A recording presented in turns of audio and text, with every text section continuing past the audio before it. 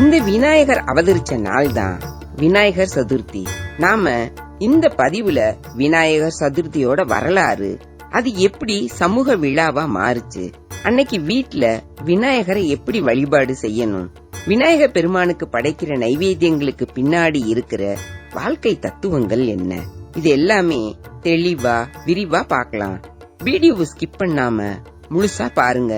உங்களுக்கு விநாயகரை பிடிக்கும்னா இந்த வீடியோவுக்கு ஒரு லைக் பண்ணிட்டு ஓம் கணபதியே நமகன்னு கமெண்ட் பண்ணுங்க. வாங்க வீடியோக்குள்ள போகலாம். ஆடி மாதம்னா எப்படி அம்மன் வழிபாடு நினைவுக்கு வருமோ, அதே போல ஆவணி மாதம்னா நினைவுக்கு வரும் கடவுள் முழு முதற் கடவுளாகிய விநாயக பெருமான் தான். விநாயக பெருமான் அவதரித்தது ஆவணி மாத வளர்பிறை சதுர்த்தியில தான்னு புராணங்கள் சொல்லுது. நாயகர்னா தலைவன், விநாயகர்னா தனக்கு மிஞ்சிய தெய்வமோ தலைவனோ இல்லாதவர்னு அர்த்தம். ஞானம், அறிவு, செல்வ வளம், மகிழ்ச்சி, வெற்றியை தரும் கடவுளாக விநாயக பெருமானையே வழிபடுறோம். எந்த காரியத்தை துவங்கறதுக்கு முன்னாடி விநாயகரை வழிபட்டுட்டு துவங்கினா அந்த காரியம் எந்த விதமான தடையும் இல்லாம வெற்றிகரமா நிறைவேறும்ங்கிறது நம்பிக்கை. எந்த பிரச்சனை கிரக தோஷம்னாலும் கணபதியை வணங்கினா அனைத்தும் நீங்கி சந்தோஷம் ஏற்படும்ங்கிறது நம்பிக்கை. அனைத்து கணங்களும் இவருக்குள் அடக்கம்ங்கிறதால இவருக்கு கணநாதன்கிற பெயரும் இருக்கு. 7.5 சனி, அஷ்டமத்து சனி, அர்த்தாஷ்டம சனின்னு சனி பகவானோட பிடியில இருக்கிறவங்களுக்கு அருள் கொடுப்பவர் தான் ஆணைமுகன். சனி அவரை பிடிக்கும் போது இன்று போய் நாளை வாணி எழுதி வைக்க சொல்லி தந்திரத்தை கையாண்டவர் விநாயக பெருமான். சதுர்த்தி விரதம் இருந்து விநாயகரை வழிபட்டா செல்வ செழிப்பு மேலோங்கும், தொழில் வளம் பெருகும், மக்கள் பேரு கிட்டும், காரிய வெற்றி, புத்தி கூர்மை ஏற்படும், நல்ல வாய்ப்புகள் வந்து சேரும். விநாயகருக்கு எள்ளுருண்டை நிவேதனம் செய்தா சனி பகவானின் பாதிப்பிலிருந்து விடுபட முடியும். முதல்ல இந்த வருஷம் விநாயகர் சதுர்த்தி எப்ப வருதுன்னு பார்க்கலாம். 2025 ஆகஸ்ட் மாதம் 27ஆம் தேதி புதன்கிழமை விநாயகர் சதுர்த்தி விழா கொண்டாடப்பட இருக்கு. 2025 ஆகஸ்ட் மாதம் 26ஆம் தேதி மதியம் 2:22 சதுர்த்தி திதி தொடங்கி ஆகஸ்ட் 27ஆம் தேதி ஆவணி மாதம் 11ஆம் தேதி மாலை 3:52 வரைக்கும் சதுர்த்தி திதி இருக்கு. ஆகஸ்ட் 26ஆம் தேதி பகல் வேளையிலேயே சதுர்த்தி திதி தொடங்கிட்டாலும் ஆகஸ்ட் 27ஆம் தேதி தான் விநாயகர் சதுர்த்தியா கணக்குல எடுத்துக்கணும். 27ஆம் தேதி புதன்கிழமை மாலை 3:52 விநாயகர் சதுர்த்தி வழிபாடு முடிச்சிடணும். சாமி கும்பிட நல்ல நேரம்னு பாத்தீங்கன்னா காலையில 9:15 to 10:15, 10:45 to 11:45, அடுத்து மதியம் 1:45 to 2:45 வரைக்கும் சாமி கும்பிடலாம். ராகு காலம், யமகண்டம் பார்த்து சாமி கும்பிடுங்க. புதன்கிழமை ராகு காலம் மதியம் 12 மணியிலிருந்து 1:30 வரைக்கும் இருக்கு. யமகண்டம் காலையில 7:30 to 9 மணி வரைக்கும் இருக்கு. இப்போ விநாயகர் சதுர்த்திக்கு வீட்ல எப்படி வழிபாடு செய்யணும்னு பார்க்கலாம். முதல்ல விநாயகர் சதுர்த்திக்கு முதல் நாள் சிலை வைக்க போற இடத்தை சுத்தப்படுத்தி ஒரு கோலம் போடணும். அது மேல ஒரு பலகையில வாழை இலைய விரிச்சு அது மேல பச்சரிசிய பரப்பி அதுக்கு மேல களிமண்ணால செய்யப்பட்ட மண் விநாயகர் சிலைய வைக்கிறது ரொம்ப விசேஷம். இது சுற்றுச்சூழலுக்கும் நல்லது. விநாயகர் சிலைக்கு மஞ்சள், குங்குமம், சந்தனம், பூக்கள் எல்லாம் வச்சு அலங்காரம் செய்யணும். விநாயகருக்கு அருகம்புல், எருக்கம்பூ மாலை, வன்னி இலை, வில்வ இலை, தும்பப்பூ, செண்பகப்பூ, மல்லிகைப்பூ, செம்பருத்தி பூ இதெல்லாம் ரொம்ப பிடிக்கும். இதெல்லாம் வச்சு அலங்காரம் செஞ்சா இன்னும் சிறப்பு.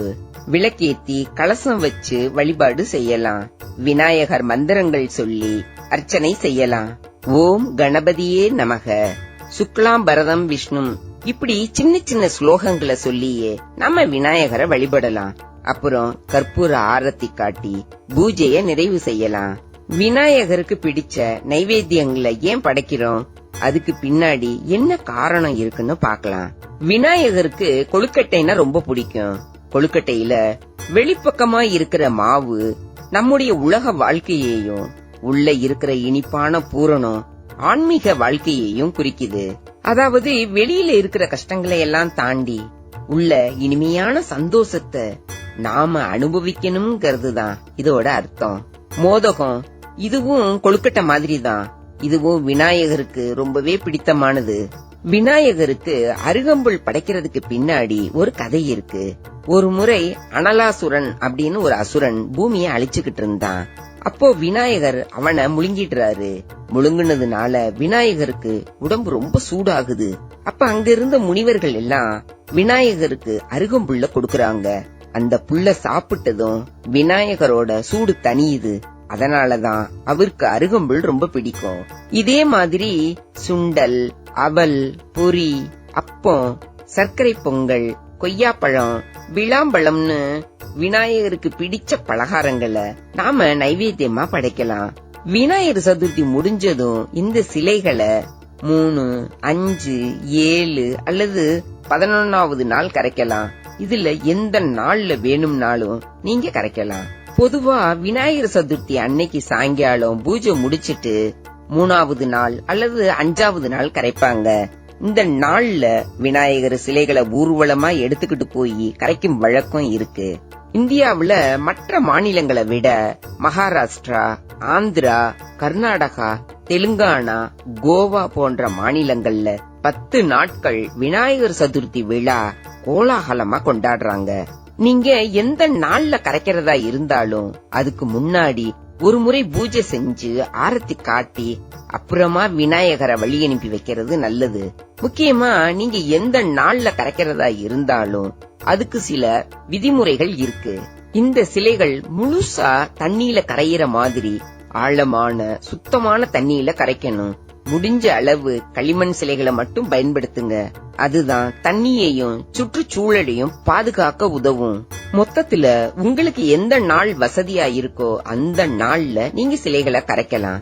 இதுக்கு பின்னாடி ஒரு ஆழமான தத்துவமும் சில காரணங்களும் இருக்கு. விநாயகர் சிலைகளை கரைக்கிறதுக்கு முக்கியமான காரணம் படைத்தல், காத்தல், அழித்தல் அப்படிங்கிற இயற்கையோட சுழற்சிய உணர்த்துறதுக்காகத்தான். விநாயகர் சிலைகளை நம்ம களிமண்ணால செய்யறோம். களிமண்ணுங்கிறது இயற்கையோட ஒரு பகுதி. கரைக்கும் போது அந்த மண் மறுபடியும் தண்ணியில கரைஞ்சு இயற்கையோட கலந்துரும். இது கடவுளுங்கிறவர் ரூபமில்லாதவர். நாம ஒரு சிலையா மாத்தி அவரை பூஜை பண்ணி கடைசியில மறுபடியும் ரூபமில்லாத நிலைக்கு அவரை அனுப்புறதா ஒரு நம்பிக்கை. இந்த உடம்புக்கும் உலகத்துக்கும் ஒரு முடிவு இருக்கு. ஆனா கடவுளுக்கு அழிவு இல்லைங்கிறத இந்த நிகழ்வு நமக்கு உணர்த்துது. நம்முடைய உடம்பு மண்ணால் ஆனது, அது மண்ணுக்கே போகும். அதே மாதிரி சிலை மண்ணால செஞ்சது. பழங்காலத்துல சிலைகள் எல்லாம் வெறும் களிமண்ணால செஞ்சதால அத கரைக்கும் போது தண்ணிக்கு எந்த பாதிப்பும் வரல. ஆனா இப்போ சிலைகள் பிளாஸ்டர் ஆஃப் பாரிஸ், ரசாயன கலவை கொண்ட வண்ணங்கள்னு பல செயற்கை பொருள்களால செய்யப்படுது. இது தண்ணியில கரையறதுக்கு ரொம்ப நாள் ஆகும். அதோட தண்ணியையும் மாசுபடுத்தும். அதனாலதான் இப்ப எல்லா இடத்திலையும் மண் விநாயகர் சிலைகளை மட்டும்தான் பயன்படுத்தணும்னு சொல்றாங்க. மண்ணால செஞ்ச சிலைகள் தண்ணியில சீக்கிரமா கரைஞ்சு தண்ணிக்கு எந்த பாதிப்பும் ஏற்படுத்தாது. ஆக விநாயகர் சிலைகளை கரைக்கிறது வெறும் ஒரு சடங்கு இல்ல. அதுக்கு பின்னாடி ஒரு தத்துவமும் இயற்கையோடு ஒன்றி வாழணும்ங்கிற ஒரு செய்தியும் இருக்கு. விநாயகர் நம்ம வீட்ல இருந்து போகும்போது வீட்ல இருக்கும் துன்பம், பிரச்சனைகள் எல்லாத்தையும் அவரோட எடுத்துட்டு போறதா ஐதீகம். அவரை தண்ணியில கரைப்பதால நம்முடைய துன்பங்களும் கரைஞ்சு போயிரும்ங்கிறது நம்பிக்கை. விநாயகர் சதுர்த்தி விரதம் யாரெல்லாம் இருக்கலாம்னா சின்னவங்கள இருந்து பெரியவங்கள் வரைக்கும் யார் வேணாலும் இருக்கலாம். முழுவதுமா உபவாசமா இருக்க முடியாதவங்க ஒரு வேளை மட்டும் சாப்பிட்டுட்டு விரதம் இருக்கலாம். இல்லாட்டினா பால், பழங்கள் மட்டும் சாப்பிட்டுட்டு விரதம் இருக்கலாம்.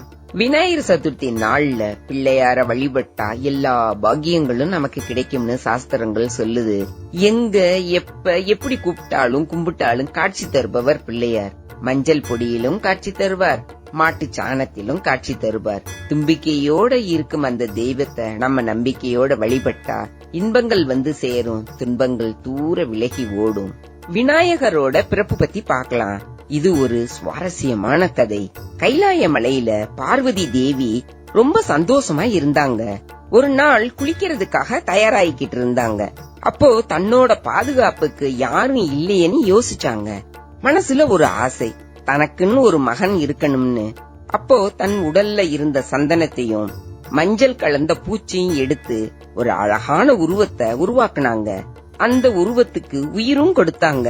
அந்த பையனோட அழகு தேவரோட அழக விட ரொம்ப அற்புதமா இருந்தது. பார்வதி தேவி அந்த பையனை பார்த்து, நீ இப்ப இருந்து என் மகன், நான் உள்ள குளிக்க போறேன், நான் திரும்பி வர வரைக்கும் என்னோட அனுமதி இல்லாம யாரையும் உள்ள விடக்கூடாது அப்படின்னு சொன்னாங்க. அந்த பையனும் சரி அம்மான்னு சொல்லிட்டு வாசல்ல காவல் காக்க நின்னா. அந்த சிறுவன் தான் நாம வணங்குற விநாயகர். பார்வதி தேவி உள்ள போன கொஞ்ச நேரத்துல சிவபெருமான் நந்தி வாகனத்தோட கைலாயத்துக்கு வர்றாரு. வழியில அந்த பையன் நின்னுகிட்டு இருக்கான். சிவன் உள்ள போக முயற்சிக்கும் போது அந்த பையன் அவரை தடுக்கிறான். சிவனுக்கு அந்த பையன் யாருன்னே தெரியல. கோபத்துல, நான் சிவபெருமான், என்னையே உள்ள போக விடமாட்டியா அப்படின்னு கேக்குறாரு. ஆனா அந்த பையன் தான் கடமைய மட்டும் நினைச்சு, என் அம்மா உள்ள இருக்காங்க, அவங்க அனுமதி இல்லாம யாரையும் விட முடியாதுன்னு சொல்றான். சிவன் எவ்வளவோ சமாதானம் படுத்தியும் அந்த பையன் கேக்கல. கடைசியில 2 பேருக்கும் கடுமையா சண்டை நடந்தது. அந்த சண்டையில கோபத்தோட உச்சத்துக்கு போன சிவன் தன்னோட திரிசூலத்தை எடுத்து அந்த பையனோட தலைய வெட்டிடுறாரு. மகன் இறந்தது தெரிஞ்சதும் பார்வதி தேவி வருத்தப்பட்டாங்க. தன்னோட தவற உணர்ந்த சிவபெருமான் பார்வதி தேவிய சமாதானப்படுத்த பூத கணங்களை அனுப்பி, நீங்கள் செல்லும் திசையில் வடக்கு புறமாக தலை வைத்து படுத்திருக்கும் உயிரினத்தின் தலையை எடுத்துட்டு வாங்கன்னு உத்தரவிட்டாரு. அதன்படி யானையின் தலைய சிவகணங்கள் எடுத்துட்டு வந்தாங்க. சிவன் அந்த யானை தலையை எடுத்து வெட்டப்பட்ட பையனோட கழுத்துல பொருத்துறாரு.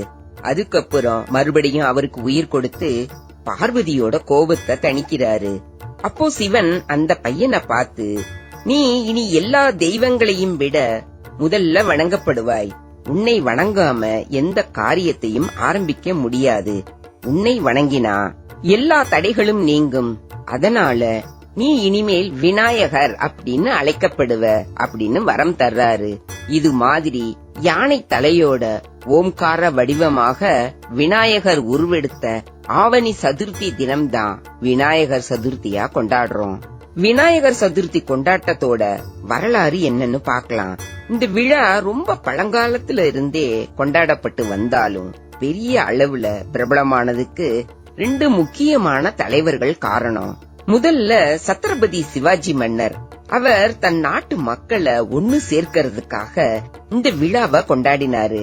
அதுக்கப்புறம் ஆங்கிலேயர் காலத்துல பால கங்காதர திலகர் இதை ஒரு பெரிய மக்கள் விழாவா மாத்தினாரு.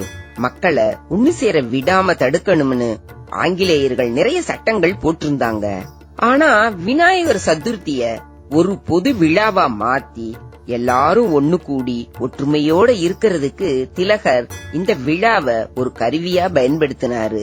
அதனாலதான் தெரு தெருவா விநாயகர் சிலைகள் வச்சு பக்தி பாடல்களோட கொண்டாடுற பழக்கம் ஆரம்பிச்சது.